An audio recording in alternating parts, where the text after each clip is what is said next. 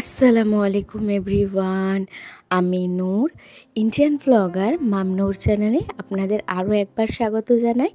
কাছে দূরে যেখান থেকে আমার ব্লগটা দেখছেন সকলকে অনেক অনেক ধন্যবাদ।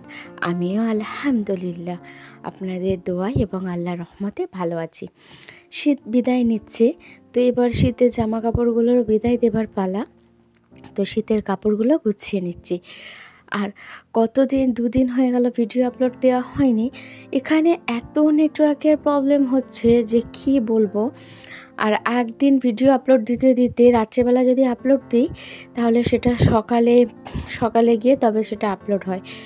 অনেক নেটওয়ার্ক প্রবলেম হচ্ছে। আর অনেক আপুদের উদ্দেশ্যে আমি কথাটা বলছি, আমি ভিডিও দেখি বাট এখানে নেটওয়ার্কের এতটা প্রবলেম হয় যে কখনো কখনো কমেন্ট করব, মানে সেই কমেন্টের অপশানটাই আসতে চায় না।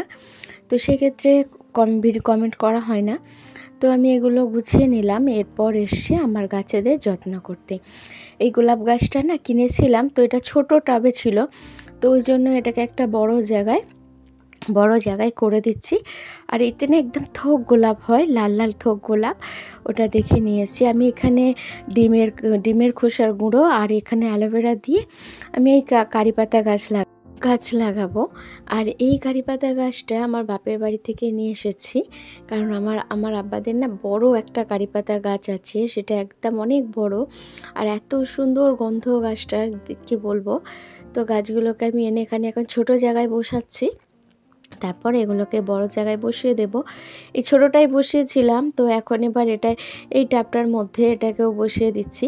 তারপর এখানে চায়ের পাত্তি ছিল, সেগুলোকে ভালো করে ধুয়ে একটু শুকিয়ে রেখে এগুলো গাছের গোড়ায় দিয়ে দিচ্ছি। এতে নাকি গাছ ভালো হয়। তো গাছেদের জন্য যত্ন করতে আমার ভীষণই ভালো লাগে, কারণ এই সময়টা একান্তই আমার নিজের। আর এই সময় এই পরিচর্যাগুলো করতে না আমাকে খুব ভালো লাগে, কারণ এটা হচ্ছে আমার সবথেকে ফেভারিট জায়গা। কারণ এখানে বিয়ের পর আসা থেকেই এখানটা বসে না, এখন যেখানে আমি গাছগুলো লাগিয়েছি তো এখানটা বসেই আমি নামাজ পড়ি। আমাকে যখন একা থাকি এখানটা বসে থাকতে ভালো লাগে। তারপর আমি নিচে চলে এসে এখানে পুরিগুলো ভেজে নিচ্ছি। আজকে আমাদের বাড়িতে মেহমান এসেছেন, তো তার জন্যই আয়োজন। তো আমি এখানে পুরিগুলো ভেজে নিচ্ছি। আর বলে না, যখনকার জিনিস যদি তখন সেইটার গুরুত্ব না দেয়া হয় সেটা পরে অনেক কষ্ট দেয়। তো আমার ক্ষেত্রেও সেই হয়েছে। অনেক দিন আগে আমি একবার পড়ে গিয়েছিলাম আর কোমরে ব্যথা পেয়েছিলাম, তো তখন ডাক্তার দেখিয়েছিলাম বাট ততটা গুরুত্ব দিইনি। কিন্তু এখন সেই ব্যথাটা এমনভাবে জেগেছে, তো ভীষণভাবে কোমরে যন্ত্রণা হচ্ছে। তো ওই জন্য গ্যাস ওভেনটাকে নিচে নামিয়ে নিয়েছি, নিয়ে রান্না করছি। আজকে ননদ ভাবি মিলেই রান্না করছি। আর তার আগে আপনাদের কাছে একটা রিকোয়েস্ট করে নিই, আমার ভিডিও যদি কোনো অংশ ভালো লাগে তো প্লিজ একটা লাইক দিয়ে দেবেন।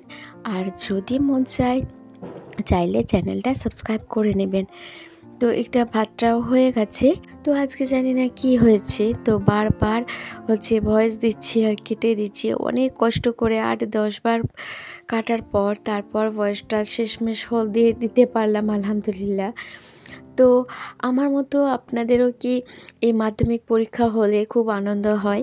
প্লিজ আমাকে কমেন্ট করে জানাবেন, কারণ মাধ্যমিক হলে আমার সত্যি সেই দিনগুলোর কথা মনে পড়ে যায়। আমরা যখন পরীক্ষা দিতে যেতাম, সেখানে কত পরীক্ষা শেষে কত আনন্দ করে বাড়ি আসতাম, তো সেই সব কথাগুলো মনে পড়ে যায়। আর আমার যখন ছোটো রাতে দিতে যাই সেখান থেকে ভীষণ আনন্দিত হই। রান্না বান্না শেষ করে শেষমেশ বাড়ির পিছনে একটা ফুল গাছ হয়েছিল দেখেছিলাম। তো তারপর না পিছনে এসে দেখেন এই ফুল গাছগুলো না ভীষণ সুন্দর লাগছে, ক্যামেরায় অতটা বুঝতে পারা যাচ্ছে না। তো গাছগুলোকে নিয়ে আমি আমার বারান্দায় লাগাবো বলে এসছি, তো নিয়ে চলে যাচ্ছি।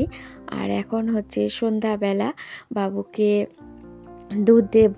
তো বাবু দুধ খাওয়ার পর এবার পড়তে যাবে। তো আজকের মতো এতটাই, দেখা হচ্ছে পরের ব্লগে। আল্লাহ হাফেজ।